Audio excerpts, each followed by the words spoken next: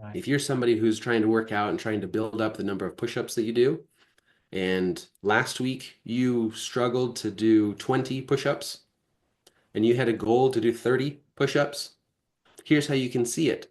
This week, you work hard, you get up to 29 push-ups. Mm.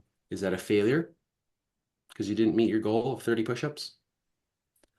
I Right. guess. I guess you can interpret it that way. Or you can say to yourself, you did 29 push-ups when last week you could only do 20. That's almost a 50% increase. That's Mm. amazing. If a business was to increase by 50%, wouldn't everybody be excited? So why don't we Mm. treat ourselves the same way? The progress is progress no matter the size. And when you can focus on that, then number one, your brain interprets it as success, which according to our old model, well, if I get the successful result, then I'm a successful person. Okay, sure, you can use that. Yeah. But here's the cool thing with the Eden model, it comes down to flipping it. So you don't have to learn something brand new. You're already doing this in this Mm. example of, hey, I did a successful result, so therefore I'm successful. But you flip Mm. it and you say, I'm already successful first.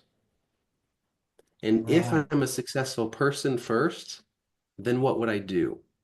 What would I believe? What would I think? And as you do Mm. it in that order, all of a sudden the results start to come to you. Why? Because you're doing the right things.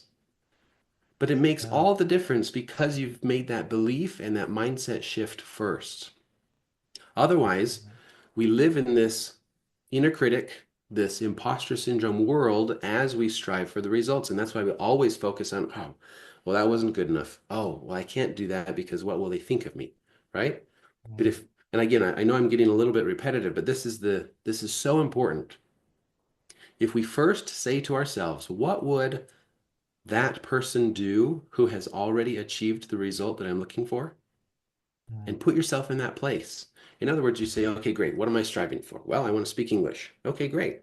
Put yourself 3 months from now and imagine that person speaking English.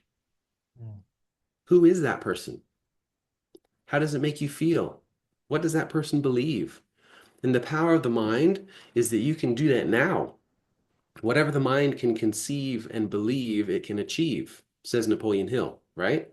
Sure. Sure. Whatever the mind can conceive and believe, it can achieve. And so if you can visualize it and feel it today, then your brain doesn't know the Mm. difference, that it's not, exactly happening at the moment. It thinks it is.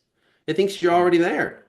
And if you can start in that place of, oh, I've already made it, so let me just continue to do the steps, all of a sudden you're not focused on the imposter syndrome. You're thinking, hey, I'm already there. This Yeah. speaking English thing is cool, and I'm just going to do it with other fellow English speakers.